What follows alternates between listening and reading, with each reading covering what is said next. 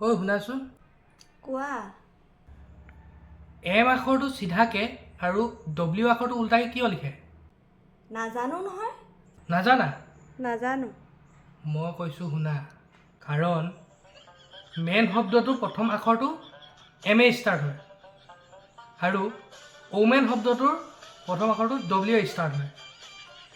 সদায় মতা মানুহতকৈ মাইকী মানুহ উল্টা হয়, সেইকাৰণে আমাৰ ডব্লিউটো উল্টাকৈ লিখা হয়।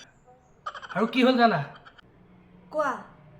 কালি মই লিফ্টত যাওঁতে লগতে মাইকী মানুহ এজনী উঠিলেহি। মাইকী মানুহজনীক মই সুধিলোঁ, লগত মাইকী মানুহজনে কেঁচুৱা এটা লৈ আহিছে। মই সুধিলোঁ বোলো 2 নম্বৰ নে 3 নম্বৰ?